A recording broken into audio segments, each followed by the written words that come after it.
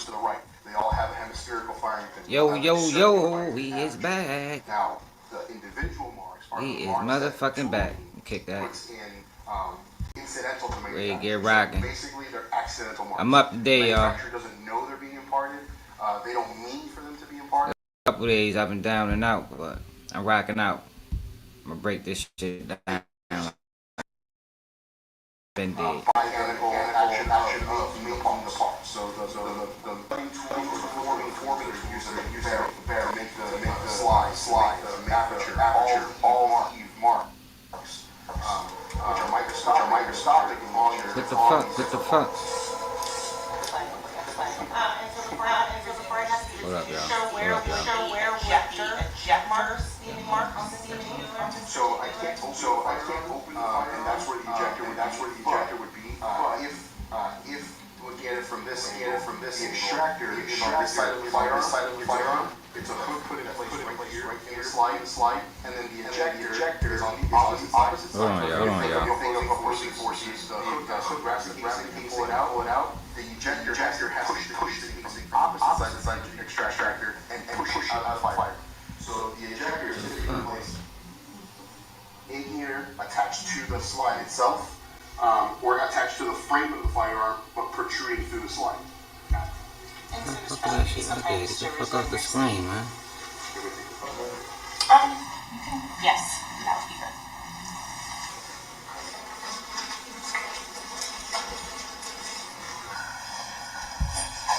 Okay, so still a lot of definitions. I want to make sure we understand. You talked about lands. LANDS.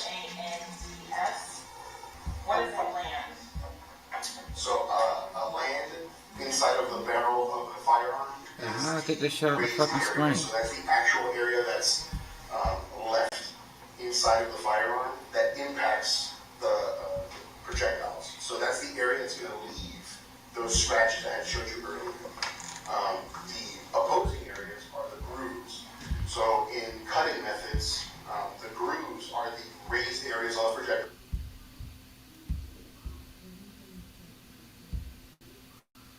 Oh, man, that's not it.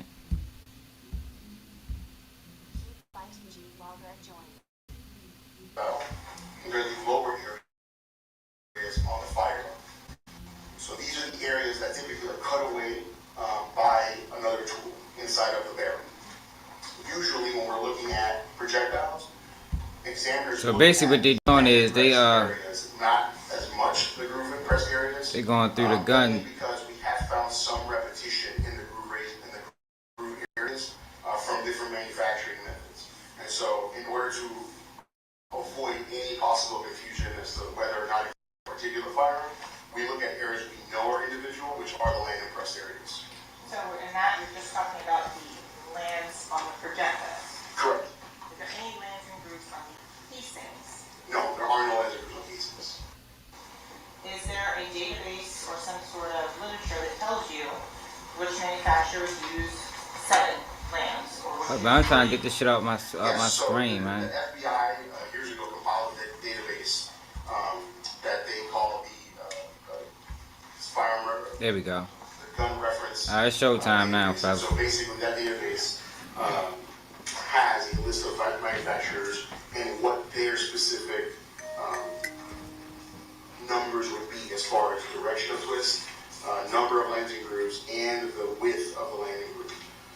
And so, with the width, whenever we try to use that database, we try to add a little bit more to the width of the landing pressures that we're measuring, only so that it becomes a more comprehensive list than a more restrictive list. So if we're going to make an error, we want to make sure we're more inclusive in this error than exclusive. Okay. So you also talked about firing pins. Mm-hmm. Is there just one type of firing pin? No, there are several different types and shapes of firing pins.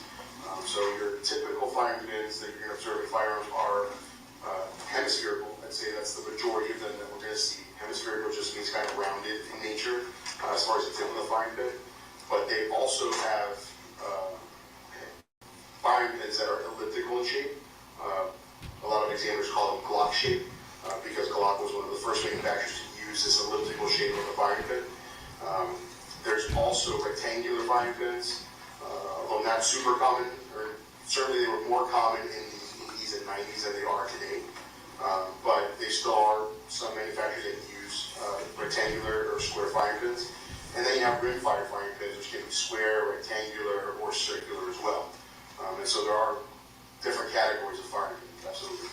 When you talk about the firing pin, is the front of it flat, or is there a difference in the geometry of the front of the firing pin? So the tip of the firing pin, which is typically what we're going to be examining, are different geometries. So that's that shape that I was referencing. It can either be hemispherical, which has the, almost like, if you think about a globe, it has that rounded shape to it. That's essentially the type of shape that we're looking at in a hemispherical firing pin. Elliptical is an ellipse, so it's an area where the very tip is pointed, but the edges of that are like an ellipse, so it's more oval in shape. Square firing pins are square, and then there are also cylindrical firing pins, which is a cross between some of them, so they're circular in shape, but the very tip is cut off, so it's flat. So it depends on the shape of the firing pin, but there are different geometries to the firing pins. And would that be a class or individual characteristic, the shape of the firing pin? The overall shape is a class characteristic, so that's something that the manufacturer decides before they even start manufacturing. What about other individual characteristics as to firing pins? Yes, there are individual characteristics observed in firing pins. Those are going to depend on the manufacturing method. So there are firing pins which are manufactured using a MIM process, that's a metal injection molding process.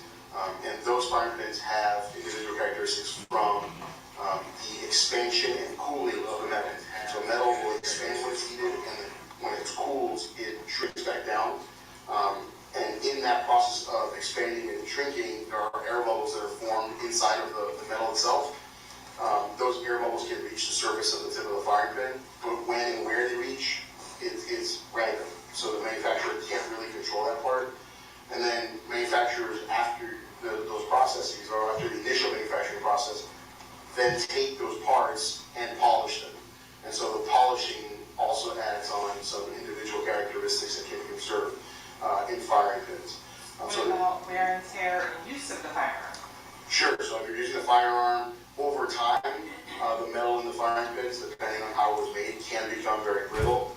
And sometimes they can fracture, sometimes they can break. Sometimes the whole tip of the firing pin will fall off, making the firearm inoperable. So depending on how much wear and tear, it can certainly cause additional individual characteristics to absorption. Is there a level of maintenance that you have to do? Yo, the jury don't understand none of this. What would that be? So depending on the different manufacturer, they're going to recommend. That's why this not strong evidence. Different oiling points, but cleaning and oiling the firearm after every time it's fired is recommended by every manufacturer. And so the minimum that they recommend to do is to field strip the firearm, which means to take off the slide and the barrel, and then grease the rails that the slide sits on so that it can travel smoothly, and then also to grease the ramps that feed the cartridge into the chamber, which is part of the barrels themselves. Like the jury is sitting back like, man, what the fuck is he talking about? Firearm that every manufacturer is going to recommend. I guarantee you. They also recommend to clean the firearm, specifically the barrel of the firearm, after each time it's fired, because every time you discharge a firearm, there's powder, there's primer residues, and there's lead from the actual discharge that can accumulate inside of that muzzle or inside of the barrel of the firearm itself.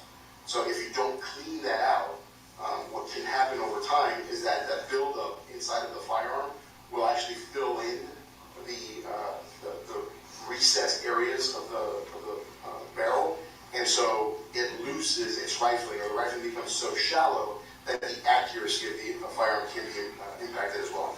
You also mentioned that something we can look for are breech face marks. And so again, it's clear. Are breech face marks ever on the projectile or bullet that goes at the front of the No, so breech face marks. So they talking about the stippling that was on SACKCHASER face. And may I approach to use your demonstrator on the screen? Which means that the gun had to been fired at kind of close range, and it couldn't have been a drive-by. But the average juror not gonna know that, or even understand that. And so the screen in front of you is a touch screen.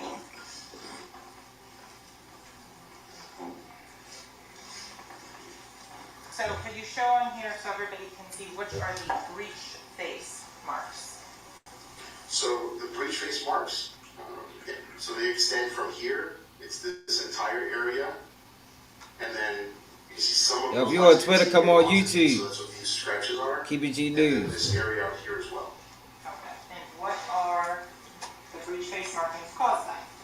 So that's actually caused by the area of the slide that the cartridge case is impacting against. And is that an individual characteristic of the firearm or a class characteristic? So with breech face marks, you have a combination of both. The class characteristic is the overall design. And what I mean by design is in this case you have lines that run parallel to each other. That parallel marking is a class characteristic. And it's a characteristic of the tool that they use in order to cut that shape. In this case, it's a broach. So it's a cutting tool that they run down the face of the breech face, and it leaves these parallel lines. What's individual is the spacing between one and the other, as well as when one starts and finishes, and when and how they're oriented with each other. So those are the individual aspects of those marks. So you have a combination of both in breech face marks. And so it's clear for the ladies and gentlemen of the jury when you're looking here, which is the firing pin impression. So the firing pin impression is actually this mark right here. So it's in this particular case, it looks like a circular mark. What would be more characteristic is if this was more oblong, kind of like that. That would be characteristic of a Glock. But in this particular case, it's this circular or hemispherical shape. Yo, this is science. Underneath the little Yeah, ball. so I fucking don't this understand little that divot shit. Here is, I guarantee you, firing pin drag. So, this evidence is gonna have no role in the jury short decision making. firearms, I promise you. which essentially just means that the firearm itself is operating using the force of the recoil. There is a locking mechanism, and different manufacturers have different locking mechanisms, but in this particular case, it's basically a cam. So before the firearm will travel, or the slide of the firearm will travel rearward, it has to cam down. When it cams down, Yeah, it is crazy, bro. We're gonna see what happened though. Impression of scratches, which is from the movement I don't think of the the case got a firearm strong. I don't think they got a strong itself, case, bro. getting the primer during that unlocking process. Don't. And you also need I don't think the case strong at all. Is that demonstrated on this area here? Yes, so the extractor marks are here, and more often than not, they're not found really in this area. They just, in the manufacturer of this particular model. It's all circumstantial. There's no places concrete to evidence. show them more visibly. I mean, you can find somebody guilty of circumstantial evidence, but Side of the rim and underneath you gotta at least the rim. have something So concrete. This is more typical of the area for an extractor mark that we'd be looking for. They don't have no gun. They don't even have a motive. Firearm is essentially a hook, so it's made to catch that lip of the cartridge and then pull it out of the chamber. So usually they're not observed in the. That's face one of the of most important things you gotta have to convict somebody for a murder. You have to have a motive. And you also mentioned the ejector.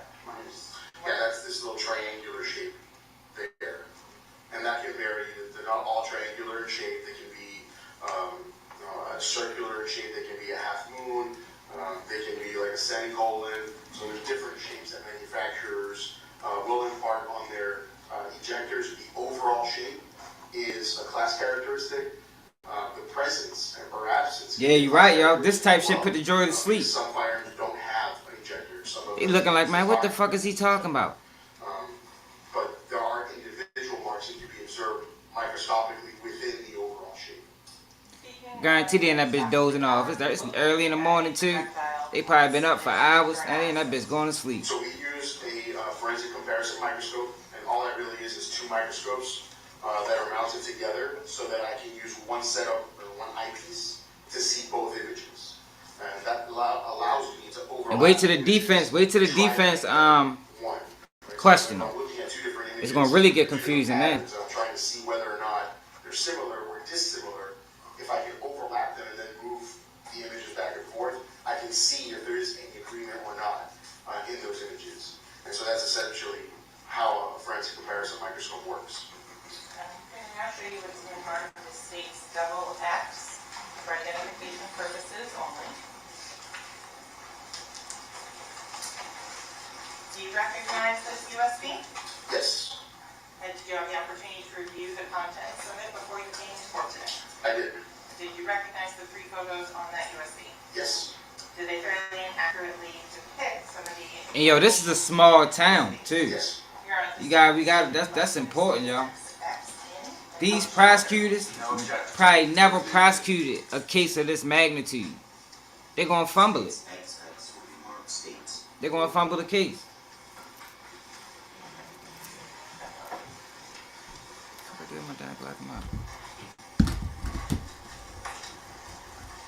Oh man.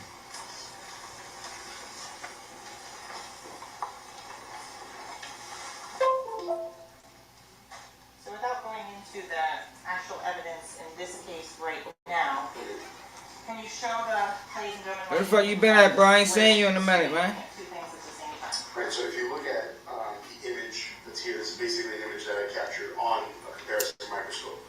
And you can see the descriptors on the top portion of the image. So that's the date, the microscope I actually used, and the magnification. So this is at 22 times normal magnification. And the difference that you observe is this line here. So that line is referred to as a hairline. You can adjust the width of that hairline, so you can make it thicker, you can make it narrower. And the whole purpose of that line is so that you can split both images. By splitting both images, what it's doing is it's letting me actually see. Oh yeah, I know how that be. Trust me, I know how that be. Continuity of the marks. And you can see in the image that you have continuity of the marks.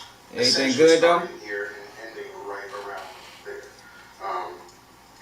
And that's what we're looking for, is for these marks to be continuous. And when we take a photograph, obviously it's a 2D or two-dimensional representation of what we're seeing, captured at that moment in time. So what I can't capture is looking at this and then rotating to the next line impression and looking for agreement in that line impression, and then rotating to the next line impression, looking for agreement in that line impression.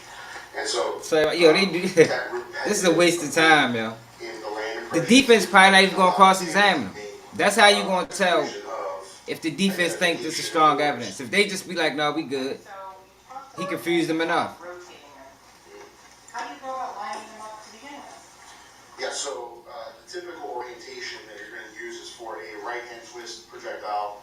You orient it with the nose of the projectile facing right, so that you can illuminate all of the lights on comparison microscopes come from the rear. And so we try to use oblique lighting, which is lighting that's almost perpendicular to the surface, so that we can get the best representation of what we're looking at. So because what we're looking at is essentially raised and lowered areas, if I were to light it from directly above, you'd have a really hard time seeing any of the lines that are there. So I need to create a shadow, if you will, from behind the projectile so that I can actually observe the scratches that are on the surface of the projectile. And you have to use kind of standardized orientation, because if I were to take this projectile and line it up this way, then the shadows that I'm observing won't be the same. They'll be opposed, so they'll be opposites. So the actual spacing between the lines on one side and the other would be off. Even though they're the same projectile, I can look at it the same if I orient it correctly. When I change the orientation, then I can make them appear as if they're not the same. Okay, so Mr. Bell, I'm going to follow up as well on that. How do you keep and maintain the evidence that's submitted to you separate and distinct from one another? So when the evidence is submitted, the initial parts of the examination really don't involve any comparison. It's really just a matter of describing the evidence that I'm receiving, which includes describing some of those class characteristics on fire casings, because manufacturers do impart that information on casings. So whether they're 40 or whether they're 9mm, whatever the caliber might be. Yeah, they spend too much time on it. On the body of the cartridge case, and so they spend too much time on it. And so whatever the manufacturer is and the caliber are listed as part of the descriptor of that item. I mean, you gotta get his testimony in there because it's part of the case, but you want to make this go as quick as possible. You don't want the drawers dozing off or being unattentive. Like how I am. You know what I mean? Like, I'm listening to this shit, but at the same time, it's not interesting. So for firearms examiners, caliber has two different. Gotta think too much. Ain't nobody trying to think. Is actually referring to They trying to look at the facts. Base of a bullet. And so that's where the actual word caliber comes from. It's really just a measurement of the diameter of the base. However, that has to correspond to the cartridge case, because the diameter of this base has to be able to fit into the mouth of the cartridge case. So when they do translate that, the manufacturers will stamp a caliber on the head stamp area of the cartridge.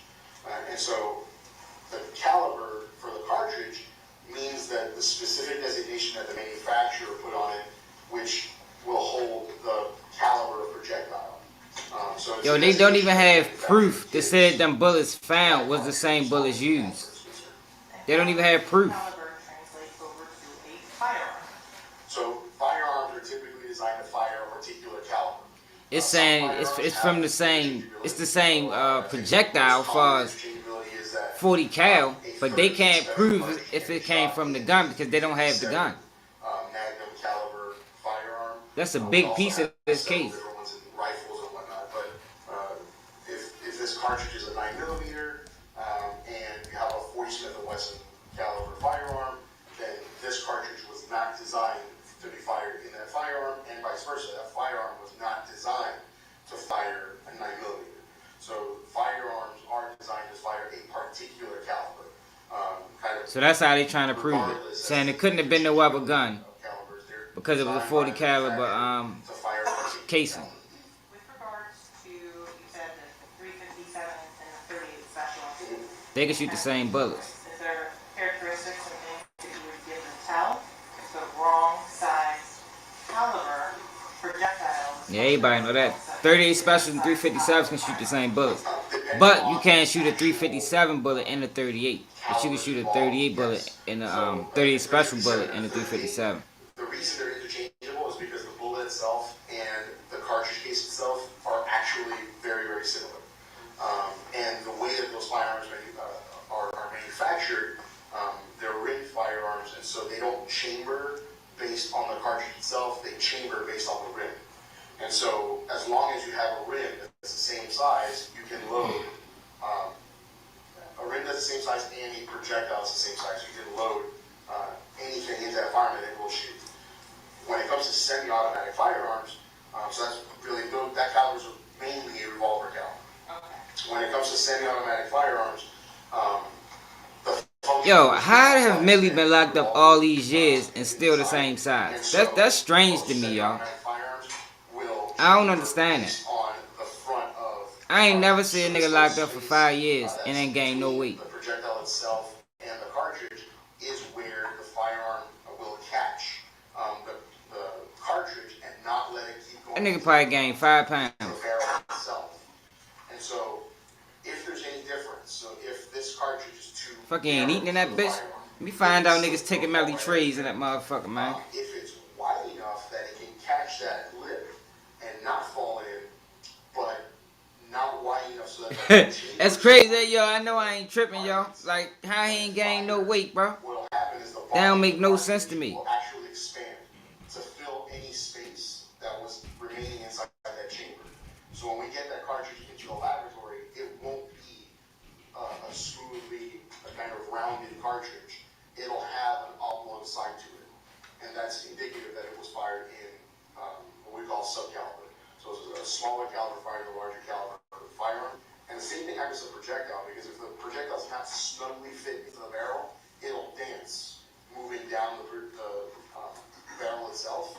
And so these rifling impressions that are fairly consistent throughout the length of the projectile won't be consistent at all. You'll have those skipping marks, and the rotation of it also be inconsistent with the rifling, so you can have rifling patterns that overlap. And those characteristics would indicate that it was fired in a smaller caliber. Again, a smaller caliber projectile. Yeah, that's crazy, y'all.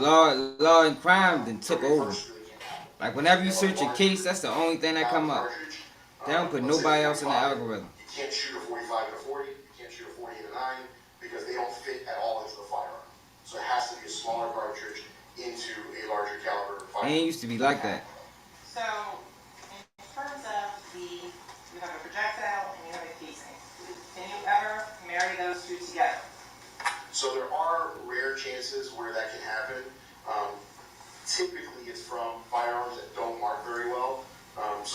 happening is that when the projectile exits the cartridge, it'll actually pick up marks from the inside of the cartridge itself. And so there are times where you can marry the marks from the inside of this cartridge to a projectile. However, it's very rare because once the projectile travels through the barrel, it picks up marks from the barrel. So the marks that were left on it by the cartridge case are essentially erased by the barrel itself. So it's very difficult and very rare that we're able to actually examine projectiles and compare them to a cartridge case. The more common occurrence is that you have a firearm submitted, which I can then use to produce known test fires and shoot one live cartridge, which will give me a projectile and a cartridge, and then I can compare those pieces of evidence or pieces of known evidence to my unknowns and say they were fired in the same firearm at that point. But in the absence of a firearm, that's not an examination that can typically be done. Okay. So let's talk a little bit about what is NIBIN. What does that stand for? So NIBIN is a National Integrated Ballistic Information Network. Essentially what it is, it's a computer database that examiners can use to capture images of spent cartridge cases. So essentially we're just capturing this image there and uploading that to the database. The database then will run an algorithm on the shadows observed.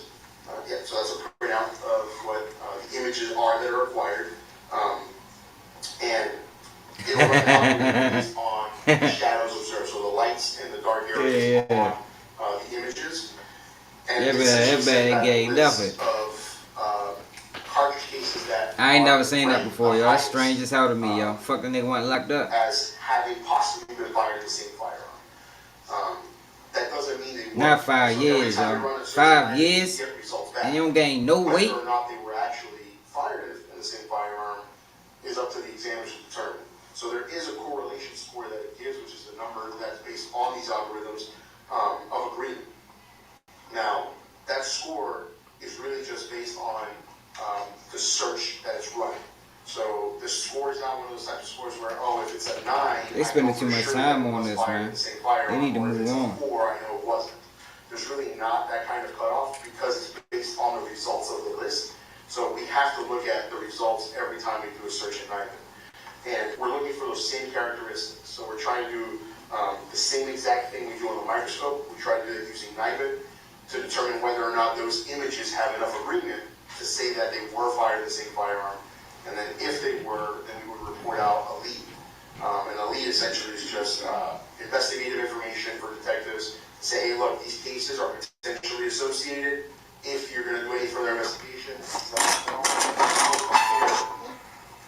we'll compare the fired evidence in the case on the microscope and confirm whether or not this association was a valid association. Would you ever testify to United match? So typically that's not something that we testify to. Anything we're testifying to is something that we have physically compared on the microscope. Why is it important to physically compare them on the microscope or in our field? So the main reason we would do that is to actually have the evidence in front of us. The NIBIN computer database is based on images that were acquired by people, and all of us are flawed people, and we all make mistakes. And in order to curtail those mistakes, we have these safety checks in place. NIBIN doesn't have those safety checks, and so an outside agency may have acquired this image saying it was involved in this particular case, but then when I ask for the evidence back, it's a different image. So that kind of examiner error doesn't usually have a way to be caught, or can have a way to kind of get slipped through the systems, depending on the laboratory. And so, per our own operating procedures and most laboratories' procedures, we cannot testify to somebody else's work. Right? So I cannot say who put in this other information, that the information they put in is accurate. And so in order to say, well, I know what the information is, I need to have the physical evidence in front of me so that I can see the images and I can actually see the evidence under the microscope and know for a fact this exhibit came from this cartridge case, it had chain of custody, and I can verify that they are or were not fired in the same firearm. In terms of the projectiles, are they ever put into NIBIN? So Most laboratories don't have a system to capture projectiles into the database. There are a handful of laboratories that do. Really, the ATF is the one that kind of has guidance and maintenance over NIBIN. And so what they recommend laboratories to use is the brass tracks, or the portion of the database that will capture images of casings. Their primary reason for that is that even casings, so every time I'm going to take a picture of these cartridge cases, it takes about 12 minutes. So that means that for every casing that I'm putting in, I'm using 12 minutes of time. If I were to catch the projectiles, even if it's a perfect projectile, something like this where it's an exemplar, it's going to take me about 12 minutes per land impression. So it might take me 45 minutes or an hour to capture one projectile. Yeah, he so can't be. What they found was that even though it's a tool that's out there, the cost of the tool and the time to use that tool is ain't no way, y'all. That food in that bitch designed to get you bigger. Because they want you overweight. It's really designed to slow you down.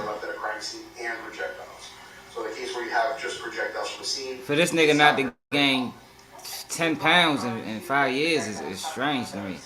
Do they have a specific composition or things that they're made of? So different manufacturers for cartridge cases and for live ammunition will use different projectiles. So projectiles can be made for different functions, and they can be made out of different materials. So the most common material get his ass out the stand. is copper color, is because most jacketing is copper. So that's the most common material that you're going to find as far as bullet jackets. They can be designed just like this, where it's a full metal jacket. Typically, the full metal jacket is a rounded or flat nose, and the base of the projectile itself is left open. And so this area here is where the lead of the projectile is actually Full metal jackets, they my favorite bullets. Full metal jackets and hollow tips.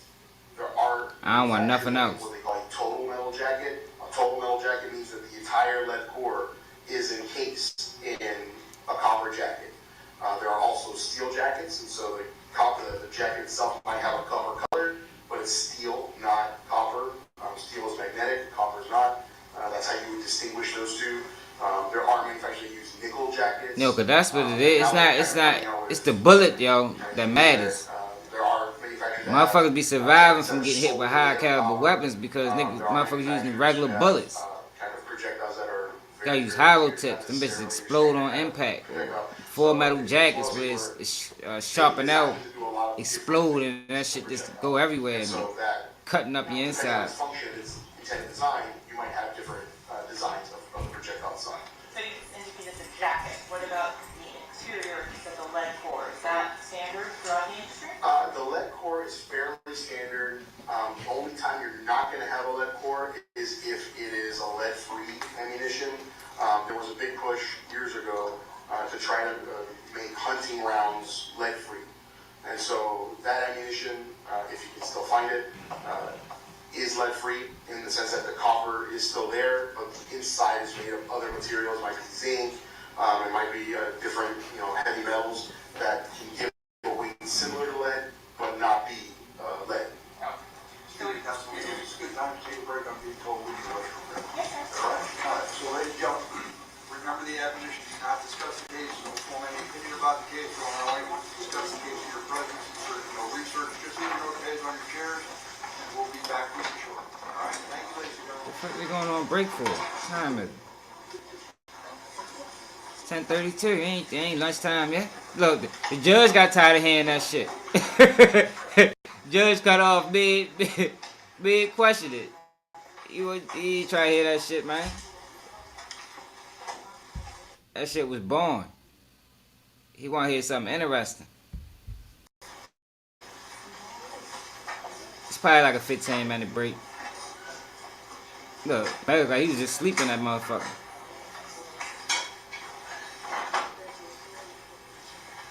Thank you. Let the record reflect that you three stepped out. Councilman along with the defendant, does he need a rush break? Yes. You rush break, Mr. Dennis? Anything to discuss, counsel? That nigga probably got some pills in him or something. He high as a bitch. Yeah, he got some pills in him or something. He ain't in there sober. I ain't gonna lie, I would never go to trial sober. Straight up.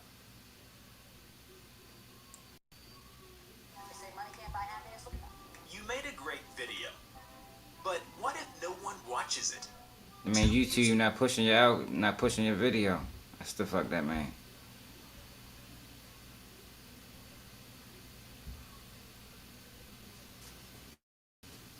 Court's on a short break.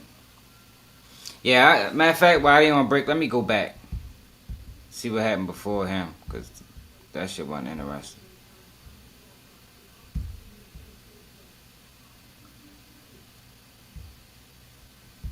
The manager of Sunset Lakes Homeowner Association.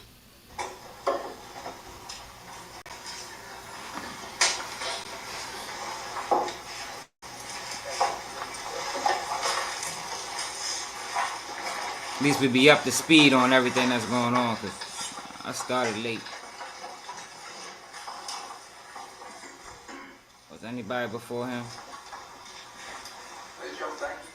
Please be seated. Alright, so this guy right here, the first guy to take the stand today.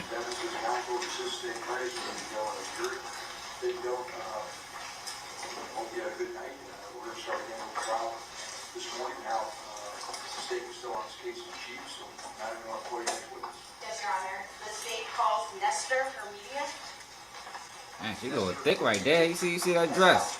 God damn. She can barely fit that motherfucker.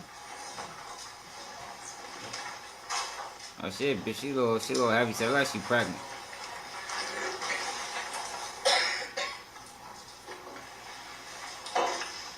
Good morning, are you Nestor Hermedia? Well, this is our witness stand. Come on up here. When you get there, what I'd like to do is just remain standing for a bit. Raise your right hand and be sworn. Do you solemnly swear or affirm that the testimony you should give in this case shall be the truth, the whole truth, and nothing but the truth? Please state your full legal name for the record. Nestor Hermedia. Please spell your first and last name for the court reporter. NESTORHERMIDA. Thank you, sir. Please have a seat. The microphone in front of you will adjust up or down, but not back and forth. All right? Thanks, Your Honor. Councilman, proceed. Thank you. Good morning. Good morning. Can you tell the members of the jury where you were employed back on October 26th of 2015? I was the manager of Sunset Lakes Homeowner Association. Okay, and what is that? Is that a residential or commercial property? It was a residential property of 1,685. Okay, and where is that located? Miramar Road. Can you tell us the cross streets and the areas? Basically, you go through 40th Street and this gate go 586 on Sunrise Avenue and 40th. Now I'm going to turn your attention to the 40th Street entrance specifically. During your employment with the association, I would say they supposed to put up a mat, because ain't no point. The video surveillance camera system. Yes. And I was explaining the cross streets if you ain't going to pull a map up. Yes. And those cameras recorded the front entrance gate at the 40th Street location. Yes. And those cameras were actually stored within that security guard gate. Yes. How is that gate operated? Like, for instance, is there a live person? Is it automated? A black person, 20%. Okay, so a guard is essentially stationed at that gate. And how does one enter that development, specifically the 40th Street entrance? Either by phone call to the residents or be on the list. So essentially you have to be authorized to enter. Yes. And are there any requirements for identification or anything of the sort? The driver license will be a scan. And is that whether or And not, the register tag will be also recorded. okay? And so, for instance, if I want to visit that location and I'm entering the 40th Street, I need to have permission and I then... Yo! Yeah. As far as the video surveillance system, is it common that it was overwritten or, re-recorded over after a certain period of time? It does. Do you recall the time frame? Your Honor, I'm defense counsel with the trademark states JUVY, permission to approach Georgia. Yes, you may. Can you take a look at states JUVY for identification purposes only? Do you recognize this? Yes, it's a flash drive. Okay, have you had an opportunity to review the flash drive? Yes, I did. And does it contain the video surveillance surveillance from the opposite Sunset Lakes apartment, specifically the 40th Street guard case? Yes, it has. They must be using him Based for on the your experience and your time there? I'm sorry. He must own one of them. Well, was the manager at one of them properties that the car drove past. Cause they only got a little bit of surveillance. They got the surveillance from when they was leaving the studio, and they got the surveillance of the car driving down the street. Oh, and they got the surveillance from Melly pulling into his complex, or the other car pulling into his complex without Melly and them. That's what the prosecutors is alleging. Remember, it was 2 cars they was in. 2 trucks.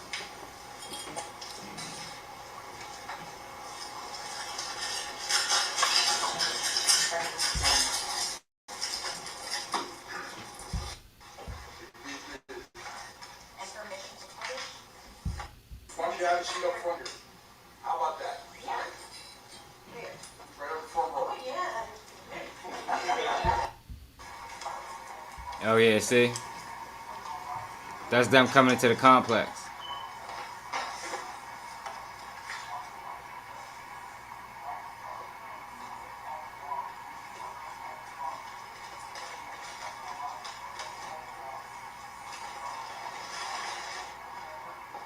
Sunset Lakes.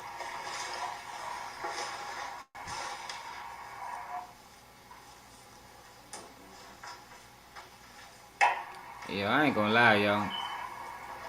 That blonde locks, that shit look goofy as a motherfucker.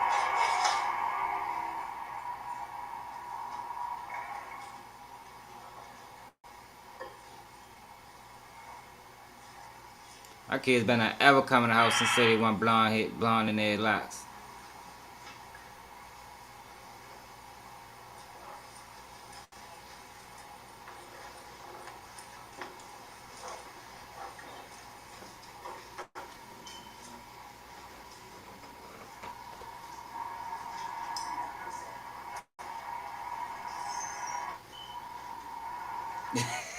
Straight up, I ain't fucking with that shit.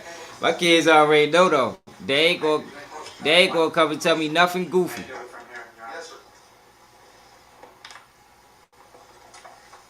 Did you tell in that video how many people were in that vehicle No. that we just played? So the driver, So you don't know if there were 4 or 5 people in that car, correct? Thank you very much. Yo. Can you redirect? Yo, so the price. Yo, they bungling the case, man. So they brought this guy to testify as to who was in the car. Because remember they saying Melly and them split. But what Melly friends was saying is Melly was in that car. And the other car kept going. They pulled over somewhere on the highway and Melly got in the car with them. So they brought him to testify to say who was in the car. But obviously, from the video we just seen, you can't tell who was in the fucking car. So why would the state bring him as a witness? That was stupid as shit. You see, the defense asks one question. That's how you can tell if the state case is strong. By the questions the defense asks the state witnesses. This witness excused? Yes, sir. Look. You see what I'm saying? That shit was... They bungling the case. Melly gonna get found out guilty, y'all.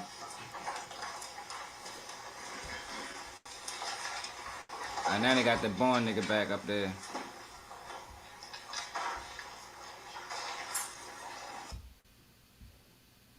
Oh, they coming back in 3 minutes, so we can watch yo for 3 minutes. Watch him for 3 minutes.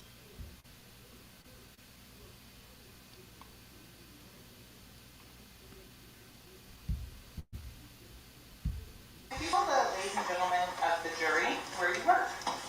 I'm the crime lab unit manager in the Fireman Toolmark unit for the Broward Sheriff's Office Crime Lab. What does that mean? Basically, it means that I examine known and unknown tool marks to determine whether or not they came from a common source, along with, of course, as a manager, I manage and maintain the standard operating procedures as well as training for any new members of the lab. How long have you been the manager at the Broward Sheriff's Office by about 6.5 years. Prior to being the manager for in the Broward Sheriff's Office, crime lab, where else have you worked? I was a criminalist in the Fireman's Homework Unit for Miami Police Department crime lab. And how long were you a criminalist there? Approximately 7 years. How long in total have you been working with firearms in this discipline? So in this I've been for a total about 13 Yo, so they had him on the stand. Can you tell the ladies and gentlemen at the jury what type of background and education you have? I have a Bachelor of Science in Marine Biology, which I received from Florida International University. And when did you graduate from Florida International University? Good question. I think it was probably about 2009, 2010, somewhere around there. July of 2009, sound correct? Yeah. Oh, he wasn't on the stand that long. It felt like forever. Yes. If you need to refer to that at any point, please let me know. Okay, will do. Have you memorized every single training you've ever taken, date and time? No. No, certainly not. So if you could tell the ladies and gentlemen of the jury, after you graduated in 2009 with your Bachelor of Science in Marine Biology, what was the next steps you took in training and education specific to your current employment? So training in the Fireman's Homework discipline primarily occurs at labs. It's usually on-the-job training. The main reason for that is universities are gun-free zones, and so it would be a very Yo, difficult. but motherfuckers watching other niggas go live on this shit, they missing out. Cause ain't nobody gonna break this shit down by the 9 year. So the training program, it's a 2-year training program. It's the same at Broward Sheriff's Office. It revolves around a training manual, and that manual is comprised of several different. That nigga, YK Cyrus, wild as shit. Training manual This nigga just kissed the chick Sukiya and all in the mouth. Design, history of ammunition development, orientation, instrumentation, ethics, firearms comparisons, two-mark comparisons. That's a motherfucking charge. Serial number restoration. That shit wasn't slick. And many other modules. Learning throughout that program is measured by giving technical presentations as well as writing technical papers. I also will take written examinations, oral exams, culminating eventually in a competency test to determine whether or not I can physically do the work, and then a mock trial as well as testimony training. In addition to that in-house training, I also receive training outside the laboratory in order to fulfill my job duties. Some of the different trainings I received included training in factory tours and armorers courses. And factory tours are really important for firearms examiners because they allow us to see how What the fuck is he integral parts talking of the about? firearm are made. So those are the parts that they make rifles, and so they have revolver armorers courses, they have pistol armorers courses, they have. Hope they're not bringing him back on the stand, man. So in order to be an armorer in each of those, you would have to take an armorer's course for each of those. Man, I ain't even trying to hear, dude.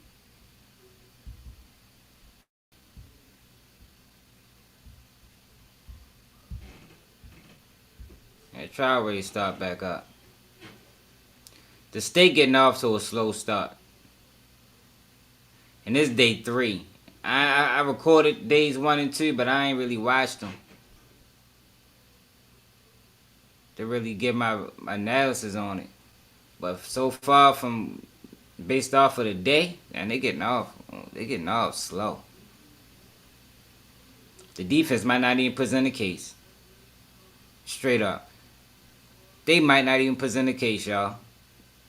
All they gonna do is cross-examine the state's witnesses and let the jury decide. Because I think they look at this case like the state don't have nothing. The state ain't got nothing. Had this man arrested all these years, yo. He should be, yo, when they do shit like this to people, you should be able to sue. How you gonna have this man locked up for 5 years and present this weak ass case? The defense said on day 1 that they was investigating this case all the way up until a couple months ago. Like, yo, come on, man. It's bullshit.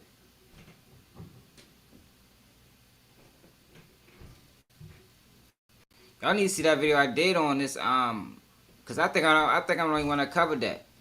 Where Ynw father said 100K track got in the Melly head because they was gonna sell a brand He think 100K Track talked to Melly into killing his homeboys, man.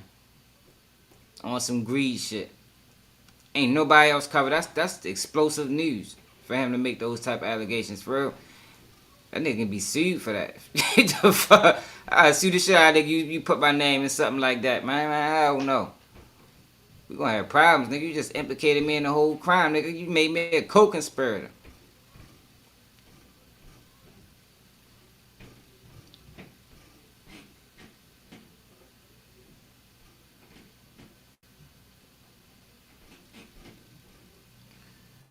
Now, this boy, what the fuck he be doing?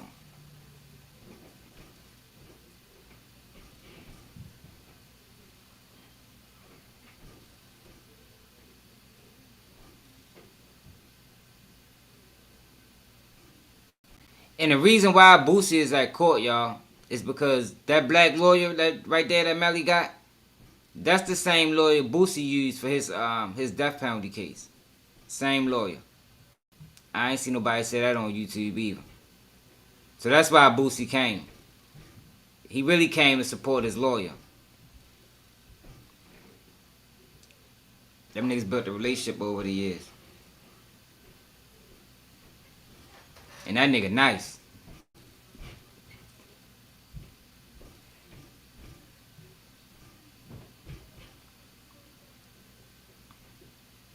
That's a low ass courtroom. That's what I'm saying. Look how small that courtroom is, y'all. That's the whole courtroom. Even though this is the angle that we looking at, that is the whole courtroom. Courtroom little as a bitch. Man, Baltimore Circuit Courts is huge. That look like a district courtroom.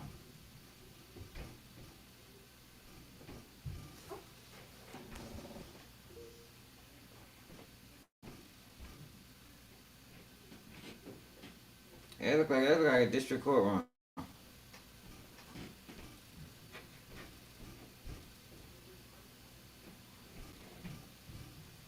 But this next video I'm ready to do gonna be crazy. When they go on break from this, I got some other content I'm trying to put out.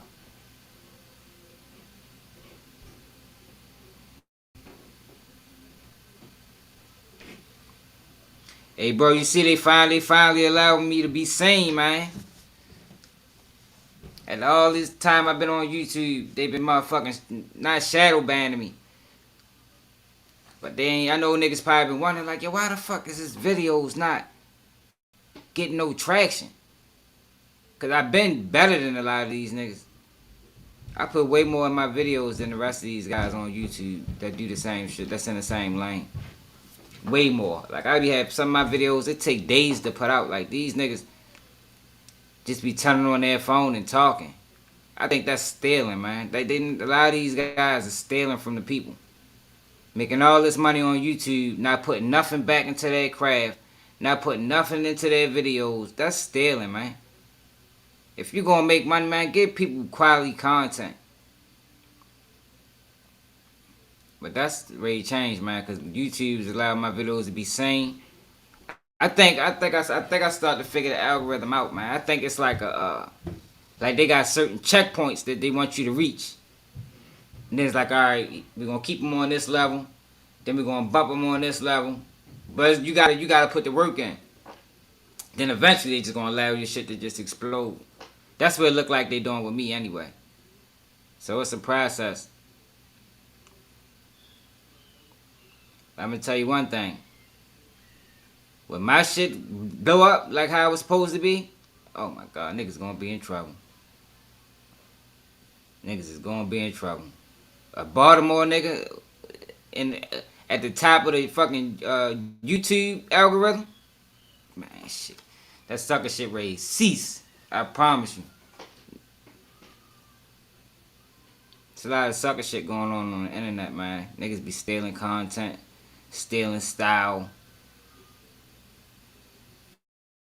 Motherfuckers be backbiting, chasing clout for fame. Like, I never realized there was so much going on YouTube, yo, until I actually jumped into it. Like, on the outside, just watching the videos, you probably really can't see it, but when you in the content creation, you see the things that's going on. Like, I got people that'll go through all my videos and steal content and run it like it's theirs and don't shout you out or nothing. Like, god damn, bro. Like, damn, just shout a motherfucker out, bro. Especially if you're a bigger platform. Yeah, I got this from my man, Keep It G News. Y'all check him out. Man, niggas won't need to do that. But they shout out a person that got a following because they have to. But if they think you ain't got a large following, man, they'll still shout your content and won't say nothing. I don't rock with that. I don't steal from nobody. It's not one person on YouTube that can say I stole anything from them. Not even a talking point. Because I don't even watch other niggas' videos before I do mine. These niggas will watch your whole video, then do theirs and mimic everything you say. You know how many times I done saying that shit on YouTube? That shit is fucking aggravating. Like, I thought it was some type of, people had some type of loyalty, or not loyalty, but integrity. These niggas ain't got no integrity.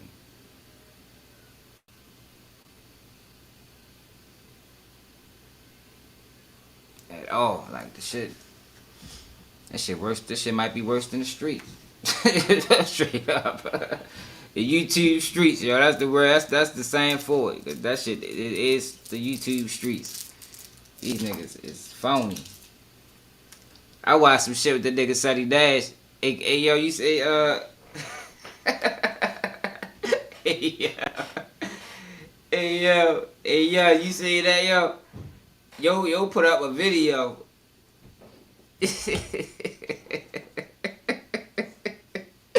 Hey, I started to comment too, yo, but I'm like, I'm gonna let him live.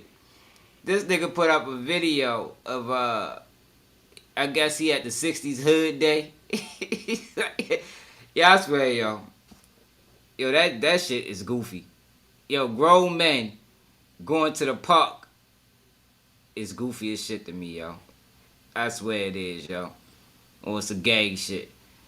But he all in the back, nigga record the talking about, yeah, man, yeah, he good in the hood. He good in the hood.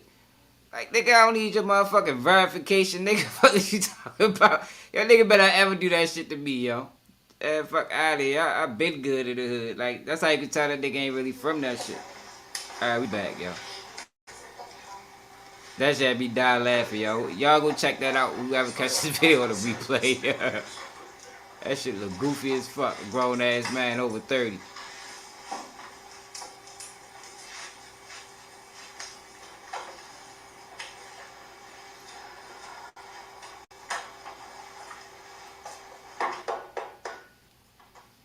My man, Soldier Boy. Who said Big Soldier ain't from the hood? Nigga stole his ass.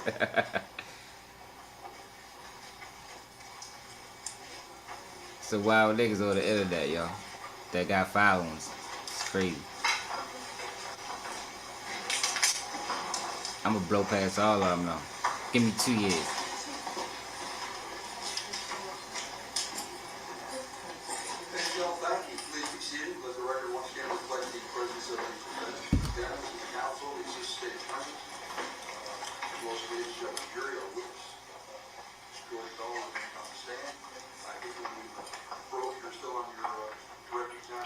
Oh my gosh, they still got this nigga on the stand. Okay, so we talked about casings, the projectiles, the composition of the projectiles.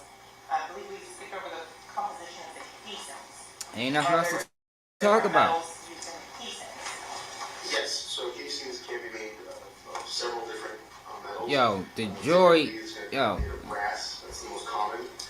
The jury is not trying to hear this shit, y'all.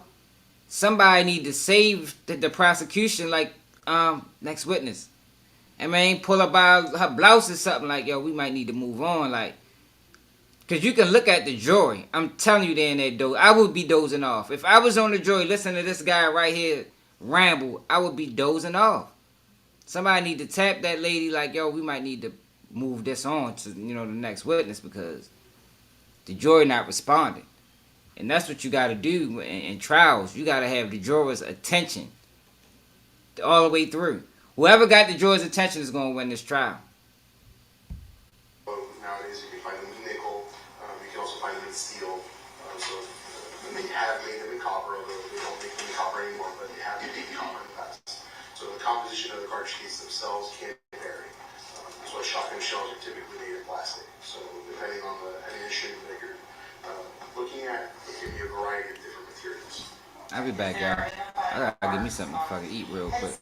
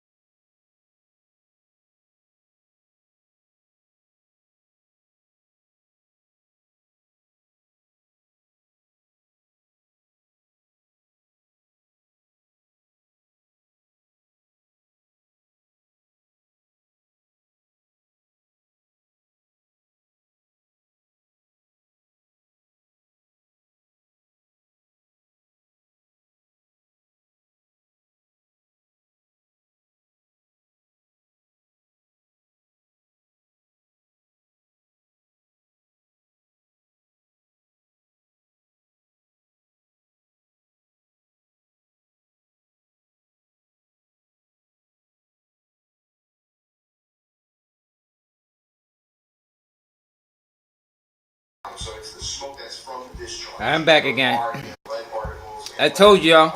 Vaporous lead that comes His from the whole discharge of that pipe. What happens to the whole reason they decided to bring him on a So unburnt powder is not witness stand was to talk about soot. But they took a long road to get around to that question. God damn. You should have asked that shit from the beginning. On article of clothing can adhere to skin. So depending on the distance from a target, you can see burnt and unburnt gunpowder being applied and stuck on. So what they try to say is, and I think I already said it. The point of his statements or his testimony is to prove that it couldn't have been the drive-by because it was stippling on SACKCHASER's face, which means he was shot close range. But they just took a long fucking back alley to get to that damn questioning. You could have started off with the shit. See it essentially what they call tattooed onto skin, and that's basically the velocity and burning of the powder entering the subcutaneous levels of skin, so it basically gets captured. They work their way backwards. See the particles visually upon the skin. Okay, so I want to talk a little bit about that. Does the unburnt gunpowder travel in a predictable pattern? Yes, so all of the particles that actually come out of the barrel will follow a predictable pattern. The projectile obviously traveling first and furthest outside of the muzzle. The following cloud of vaporous lead, particulate lead, and burnt and unburnt gunpowder will travel in a conical shape. So if you can think of the items or the powder exited the barrel, it's going to travel at its tightest distance from the hole at the muzzle and start to expand slowly.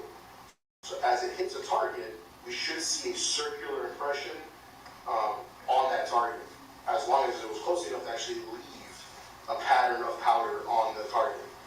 Once it gets far enough away, usually somewhere in the ballpark of 3 to 5 feet, then Look at this nigga, man. Everybody is like that right now. Like, man, get this shit over with. Yo, the jury wanna hear concrete, interesting evidence. That's what they wanna hear, yo. Anything less than that, yo, they tuned out. They tuned out, man. Everybody in that courtroom right now was tuned out. Like, yo, he been on the stand way too long just for them to get around to the question about the stippling. Like I said, they could have started with that question and then got into his credentials. It would have just shortened the whole process up. It would have shortened the whole process up, man. But I understand that's the way they do things. I'm just saying, I would have did it differently. I'd have been had him off the stand. He been up that bitch for 10 minutes. I guarantee, just off the length of his testimony, the defense ain't even gonna say nothing. Watch. They might ask him one question like they did the last witness. So it has to be close enough that it can impact an object. Look at this nigga. Force that gets stuck on that object. Okay, so you said that cloud travels a maximum of 3 to 5 feet. Yes. Can you make determination without a firearm as to the distance? I told y'all 3 feet. Based I on did a video where I looked into that shit before.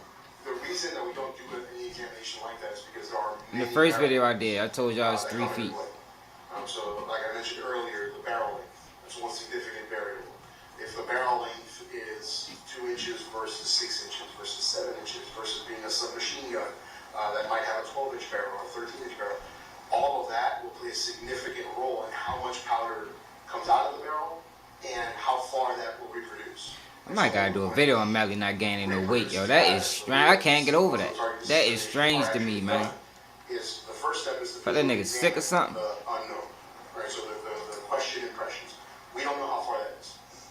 So we'll process it, make sure that there are gunpowder particles present, and that there is a pattern present.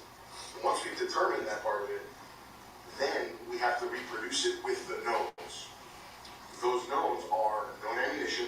So in this particular case, it's the 40 Smith & Wesson Blazer. I would use 40 Smith & Wesson Blazer. So I'm not going to use a federal cartridge case. I'm not going to use a Hornady cartridge case. I'm going to use the same manufacturer that was used in the evidence that was submitted. Why is it important to use the same manufacturer? Because if I'm using the same manufacturer, I'm reducing the number of variables that could potentially be in place. So the same manufacturer should be using the same type of powder, same shape of powder, and typically when we're going to do that, we will open the powder, we'll open the cartridge and ensure that the amount of powder and the type of powder is consistent with what we're seeing in the evidence. If it's not, then we're going to try to use something that is consistent. So that...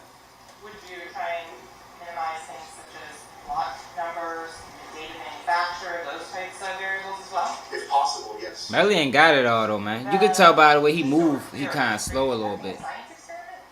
Essentially, that's what we're doing, is we're trying to reduce the number of variables present so that we can give an estimated range of distance. And even then, even when we can account for, we know it's the right firearm, we know it's the right ammunition, we know, the type of primer that was used, and oftentimes when we submitted a firearm that has ammunition left in it. And if there is ammunition left in it, then our typical... Yeah, but they wasn't submitted a firearm this time.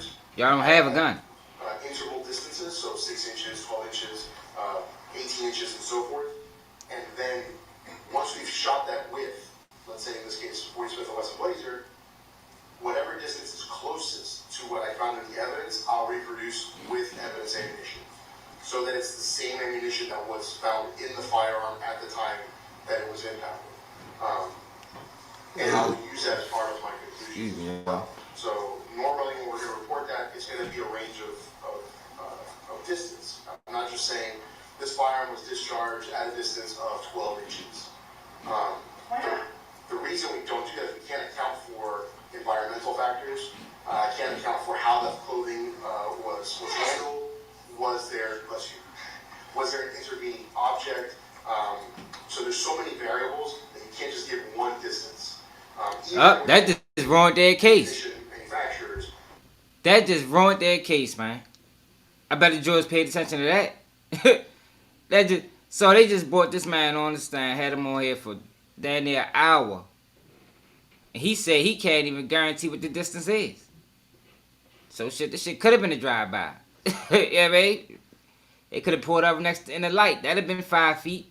If a motherfucker pulled up next to him in a light, car to car, window to window, it could still produce stippling on SACKCHASER face. He said 3 to 5 feet, right? Blazer can put a grain or two more of powder in one cartridge and a grain or two less in the next cartridge. And so there is variability even within the same manufacturer in the same lot number. So as much as they try to keep it to where there's a standard, they have a tolerance. And that tolerance still allows for potential variability. So when we reproduce these tests, the way that we're typically reporting it is that a firearm, or the muzzle to target distance determination states that the muzzle of the firearm was no closer than 6 inches, no further than 18 inches.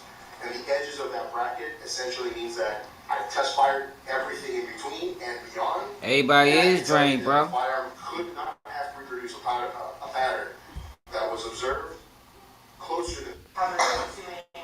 They need to get that boy out the stand, man. Can you describe the jury when you say a pattern? What can you mean? He killing their case.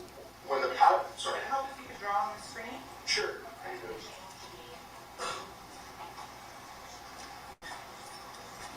She know they getting tired. That's why she wanted to draw it on the screen, so they can have something to really look at, as opposed to just listen to this motherfucker. I'll draw a couple of different things. I'm not an artist, so please excuse anything that seems very rudimentary.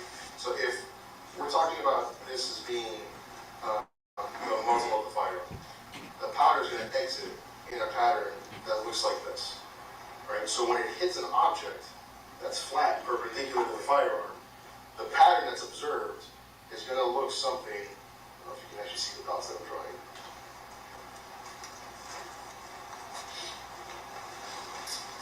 See if we can change your options for drawing tools. Right now, let's see if that looks better. So this right here is they can erase the shit.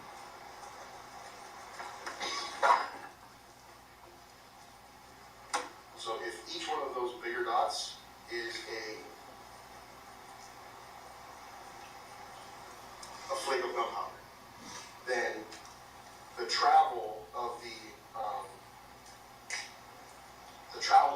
powder itself opening in this conical area like that is going to impact this perpendicular area and leave a circular impression or circular pattern of these dots, of these different particles. That's the stippling. So when we're talking about reproducing a pattern, the pattern that we're looking for is the density of the powder and how far that distribution goes. So the further away from a target, the bigger that pattern is going to be and the less dense it's going to be. The closer and the tighter the pattern is going to be and the more dense it's going to be. And there are particles that don't travel very far. So if the pattern is far enough, let's say something like... So how big was the pattern on SACKCHASER face? So that lead cloud, the smoke, that's... Why she ain't ask him that? ...is no longer present after a certain distance. But you can still get a circular pattern of burnt and unburned gunpowder. So you said vapor slip falls out at 18 inches. Is that based on training experience? Yeah, it's a combination of training experience. There's articles that have been done on it and have been published into the GSR training handbook by the FBI. And so GSR is gun trace residue. One of those variables that we have to account for. So was there vapor slip present? Was there not vapor slip present? So my testing has to be able to reproduce whatever I'm observing in the unknown. And then I have to include whatever I'm observing in my bracket. Okay.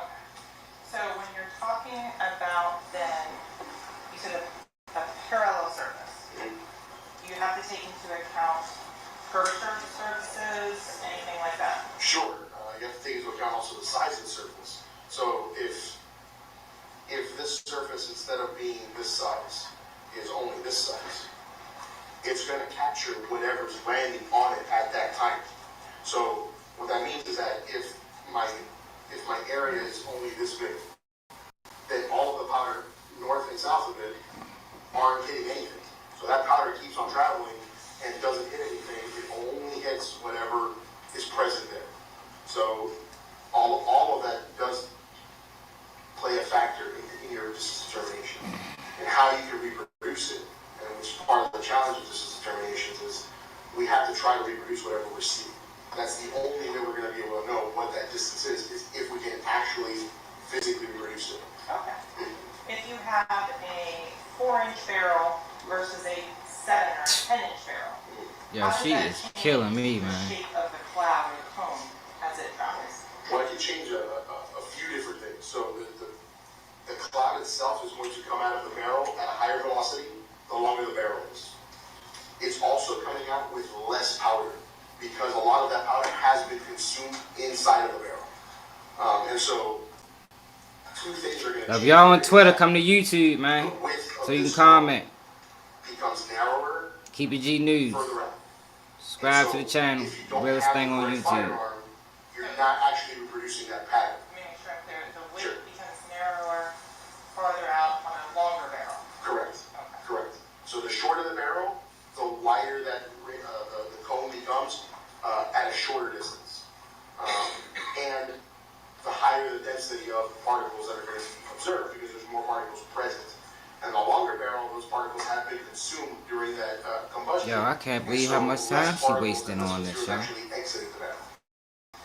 Okay, so Mr. Bello, if you, for whatever reason, don't have the firearm that was used in whatever distance determination you're trying to recreate, could you use a brand new, same make, same model, same caliber firearm to do this determination? Yeah. Well, should be able to. In the absence of the firearm, I don't know what that firearm that was used. So I have no way of saying, okay, well, I'm going to use, let's say all the characteristics say it's a Glock. Well, which type of Glock? Is it a Glock 17? Is it a Glock 19? Is it a Glock 43? Is it a Glock 45? Yo, he is killing their case. All of those different models are the same caliber, but they have differences in design. One of those key differences is barrel length. And so, yeah, it's just different kind of 40s. That it was in fact a particular Glock 17. I have no way of being able to reproduce that pattern because I can't account for it. Yo, what the fuck? Yo. You can account for any aftermarket alterations to a firearm. Not without identifying the firearm. Why would they? Yo, hold up, y'all. Let me pause this, yo. He is killing their case. Yo, the prosecution is supposed to interview these witnesses before they actually bring them on the stand. They should know everything that he's going to say. You can't really do like a question and answering type thing, but you can brief them. That is legal to brief them about, what you're going to ask them. So, if she knew the answer to this question was what he just said, why the fuck would she ask him that question? Because the jury is going to be like, well, what the fuck? Like, what was the whole point of this? Y'all don't got the gun. He's saying that in order, you have to have the gun to make all these things that he said make sense. With the residue and all of that and the stippling, you have to have the gun. So why the fuck did they bring him on here as a witness to say that Melly and whoever shot close range because of the stippling that was on his face? And they, oh man, this shit is crazy. The defense ain't gonna ask him no questions. Watch. Aftermarket, post-manufacturer alterations are possible. She should have knew this beforehand that he was gonna say that. So depending on the handgun itself, you can essentially get down to the point where you've created your own new firearm. You can replace firing pins, you can replace extractors, you can replace ejectors, you can replace the slide, you can replace barrels. You can replace almost every portion of that firearm. They must have paid him. Defense gave him a couple of hours. The same firearm based on the serial number. So the serial number is imported on the frame, and so long as you have the same frame, you technically have the same firearm. And what I mean by that is, if I were to have a Glock firearm, and its serial number is USA 123, and I call Glock and I say, hey, I have a Glock firearm, it's USA 123, can you tell me what the make and model was? They'll tell me it's a Glock, it's a model 17. But I could have changed it to a 19. I could have put a different barrel length on it. I could have put an aftermarket barrel, which is not polygonal, it's conventional. So I could have changed any number of variables. The manufacturer has no way of knowing that. Right? So unless you have the physical firearm present. Man, they paid him. Defense gave him a couple of hours. Yes. This projectile, this cartridge case, because he is working for the defense. Firearm in question, then I have no way of saying that's the firearm that was used. Okay. Does the FBI set forth best practices and materials to use for doing a distance determination? Yes, they do. And what would they recommend? So the FBI recommends that you only do this determination if you've been able to identify fired evidence from a crime scene to a firearm. And so you've been able to do test fires from the firearm and come to a conclusion saying that that firearm produced the evidence at the scene. Okay. So that's the first requirement. That's number one. What about the type of material you're going to be shooting into? So the FBI recommends using cotton twill jean as a substrate. It's just a substrate that they have found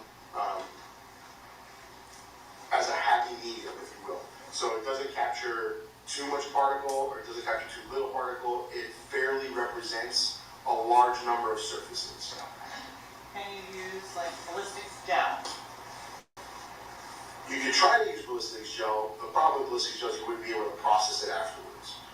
It's also transparent in nature, so seeing the powder itself is going to be very difficult. And so while you could use it, it's not something that the FBI recommends doing. Could you use an animal skin to replicate human skin? I've heard people using pig skin. I believe they say that's the most similar to human skin that you can get. So that's something that they have done. Again, you can't chemically process skin, but you can visually and see the difference between the patterns in the pig skin and the human skin, as the tones tend to be very similar and the texture tends to be very similar. Okay. What about plastic covering an Amazon box to go to your house? It probably wouldn't use that. So the different materials are going to have different rates of capture. Man, the defense is confident. This case is in the bag. Hold on to cloth one way, and as you can imagine, tape is a fairly slick surface. Bortland is going to take the fall for this, y'all. Cardboard is a hard surface, not the same thing as clothing, not the same thing as skin. Our skin is elastic. I don't know how Melly defense team got him separated in trial. Normally, the state be fighting against that. I must have missed that because I have been covering this trial. I must have missed when they did that. Okay, so now. Or they might have did it started being on YouTube. This trial was 5 years in the making. Did you do a distance determination in this case? No. But that was a great move. So the first thing is I didn't have a firearm, so I can't know which firearm I'm going to use in order to replicate any of my tests. So I can't make tests for this determination because I don't know what firearm was used. Okay. Do you have a overall list of potential firearms that could have caused the ballistics evidence in this, or created the ballistics evidence in this case? Yes, so I did use the projectiles and the visible characteristics from the cartridge case, and I ran the information through the general rifle characteristics database that the FBI initially made, and now it's being housed by the Association of Armatory Examiners.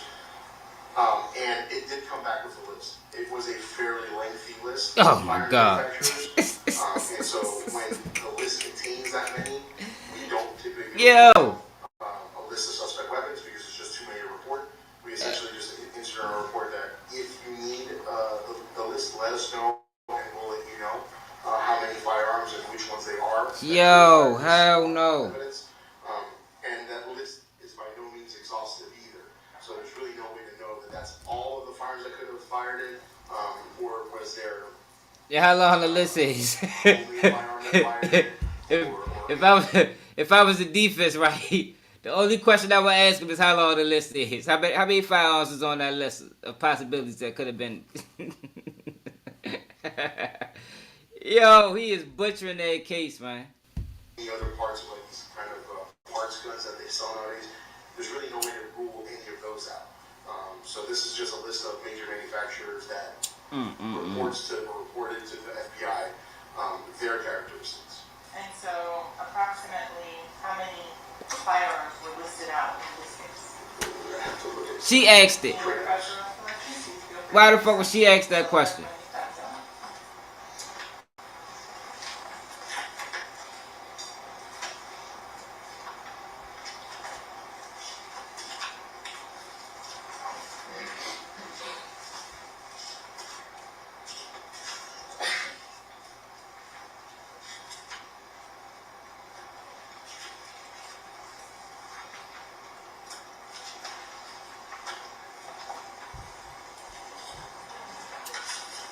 And shit, they must have paid her too. So as far as manufacturers that could have fired the projectiles in 40 Smith & Wesson, Don't say nothing crazy, yo. Don't say there's 10. about 15 different major manufacturers. Jesus I Christ. also ran it again with those two submissions to me in the case. So there was an initial submission that contained 3 projectiles, and then there was an initial secondary submission which contained projectiles from the medical examiner's office. And based on the characteristics of the second submission, there was, I think, an even larger number. Jesus Christ. Yo! This case is a fucking shit show, man. I can't believe they brought this case against this boy, man. Manufacturers that could have fired that set. 27. You just pick number 17 off that list and recreate distance determination. No, I can't do that. Yo, what the fuck? For She a variety yo. of reasons. Yo, it is no way possible that they talked to this guy before they brought him on the stand. Ain't no way, yo. No way. I refuse to believe it. I refuse to believe it. Yo, they had this man on the stand for over an hour. Took this long ass build up to ask him a simple question about gun stippling. Then once they asked him the question, he answered it. Then you find out that none of it is relevant because they don't got the gun. He can't say what kind of gun was used based off of the stippling. Like, yo, what the fuck was the point of even bringing him up here? That case weak. First and foremost being that these lists are telling me the manufacturers. Right? It's not telling me the make and model. So give me the make. So it's saying, possibly 6 Sauer, possibly Sid Arms, but which one of their pistols in 40? It doesn't tell me that. And so list can be very, very lengthy. It also will tell me the barrel length of the particular firearm. I'm gonna ask you about a very specific firearm. Could you use a Taurus 91? No. Why not? The Taurus 91 doesn't exist. Should I ask you about horsepower on that? You could, I guess, but there's no Taurus now. So Taurus manufactures a line of firearms which they bought the patent from Beretta to manufacture. Beretta makes. Do Taurus even make 40? 92. I ain't never seen no 40 Taurus. And so Have I? Taurus replicates that. Matter of fact, I had a 40 Taurus. 92 and PT. Did I? 99. What the fuck was that So shit? those are the two variants of that particular I think this shit was a Taurus. There really isn't, and the 9 designates the 9mm caliber, so PT 92 what the fuck that shit was. and 9 are 9mm variants of that Beretta replicant that they have. Okay, and that's actually the red gun in front of you is a PT 92 replica? Correct, so this is exactly what you would see if you saw a Beretta or a Taurus, whether it's a 92 or PT 92.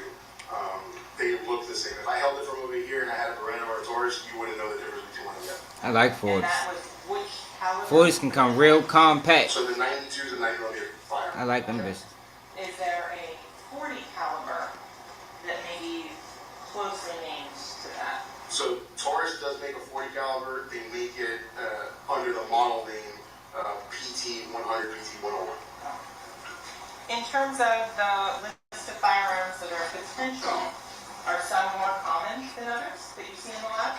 Yes, sure. Would that help you in doing your distance determination? No. No, because it doesn't like, tell me just the which like, one yo, of stop their asking models questions, shorty. You is was fucking the barrel case up. of those models that we use. So I'm going to go through now and talk about the individual evidence reviews in this case. Okay? So I'm going to start here with item that you assigned as item 13. Okay.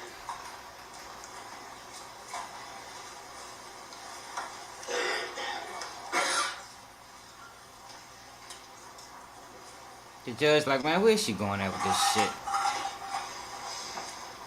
Wasting our goddamn time. Wasting taxpayers' money on this bullshit. And this, I'm sure, has been previously entered. It's like in he's sick or evidence something. as He'll keep case coughing. 43.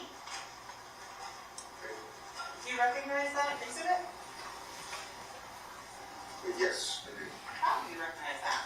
So my initials on the paper bag and the date that I started the examination, as well as my initials and the date that I finished the examination on the seals. Okay. If I may have that back so I can put it up on the screen so it's clear to everybody what we're talking about when we're talking about exhibit 13.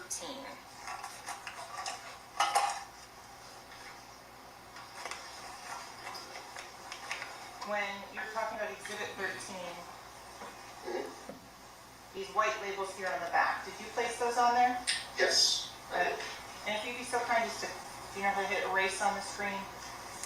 Is there just erase everywhere? Or clear, there we go. Thank you. So exhibit 13 labeled G115. Where does the G115 come from? So the G115 is the external identifier, so that's whatever the person who impounded the evidence itself labeled it. Typically, that's given to us in the form of a property receipt. Is that You know, the 115, the number that's there, is that Yeah. the same? So on exhibit 13, there's also a case number under there. What is that case number? So that should be the lab number that's assigned again by the lab. So that 1813127, that's the number that's generated by our information management system. Every case that comes to us has to have a unique identifier, and because we're a county lab, we service a lot of different municipalities. We can't guarantee that their numbers won't overlap, but as a lab, we still have to have unique identifiers. And so the system, regardless as to what their identifier is, which in this case was the one below that, at least according to our information management system, we have to have that unique identifier put in place by the laboratory. And so that in this case, it was 1813127. And is that disciplines the lab covers? Yes, so it should, there are cases where sometimes an exhibit might be submitted and either they thought it was affiliated with a different case or something like that, and they gave it a separate lab number. So you might have a separate unique lab number, but you can't have two cases under the same lab number. Understood. So going to exhibit 13, can you describe to the ladies and gentlemen of the jury what you do to analyze exhibit 13? That will preclude me from moving on to the next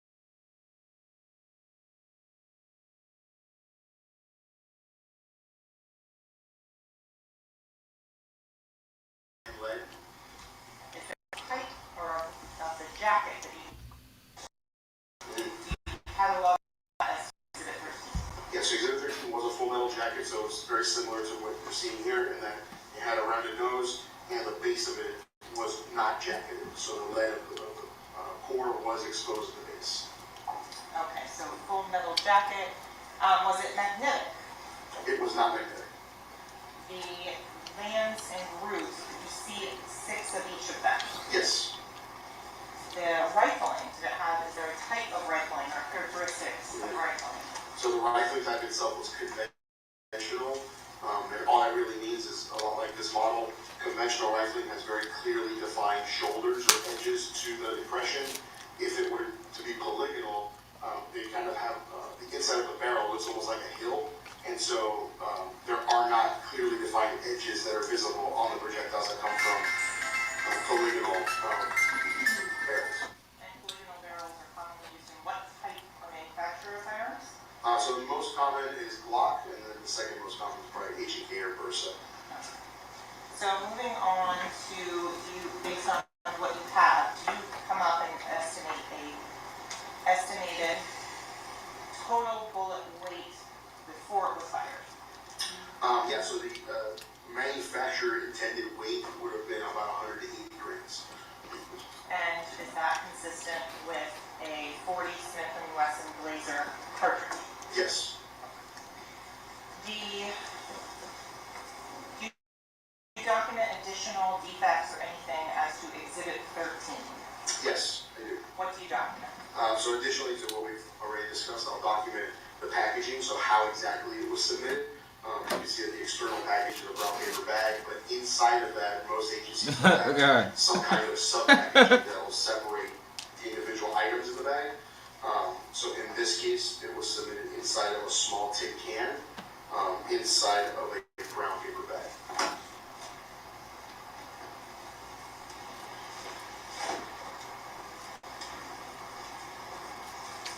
So I'm going to go ahead and publish your Exhibit 13, which is part of States 43. Do you additionally, when you are labeling them, sub-label the item inside as well, or do you rely on?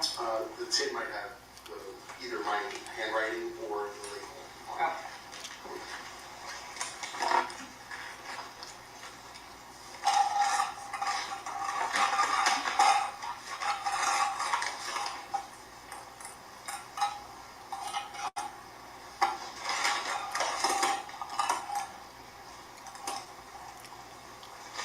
So is that your label?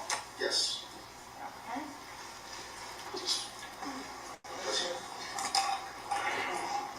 The handwriting here, the number 7 projectile rear passenger floorboard 1824. Is that you? No. So when you're talking about the nose of the bullet, can you show the ladies and gentlemen of the jury what you mean by the nose of the bullet? Yeah, so the nose of the bullet would be this area right here. And then this is the base of the bullet itself. And then this is the land impression, or one of the land impressions. And you can see it from the base to the nose, it is slanted right, if I were to make the base flat. And so it has that right hand twist. And when you measure the lands and grooves, do you document those measurements? I do. Why do you do that? So the primary purpose for that is, again, to see the class characteristics of the width of the lands and the grooves. If there is a significant difference between those numbers, in between two projectiles, then that would preclude it from having to fire the same firearm. And then additionally, I can take those numbers and put them into the general rifling characteristics database and see if there's any suspect weapons that have those same measurements. Okay. So I'm going to move on now to Exhibit 14, and this is saying your Exhibit 14. Is that your label that's placed on there? Yes. What description did you have as to the G number for Exhibit 14? 116. And this number 24 projectile front driver's side floor under brake pedal 1846. Is that your handwriting? No. Okay. So looking at your exhibit 14, G116, I want to go through those same questions again. What was the measurable caliber of that item? So the caliber measured to be .401. And how does that compare to the last one? It's very similar. I mean, a slight difference. The other one, I believe, measured at .400. So it's a difference of 1,000th of an inch. That's within tolerances for the same caliber. Okay. How many lands and grooves did you see on this particular one? I saw at least 4 landing grooves that were present. The other 2 were either damaged or just not readily visible. Okay.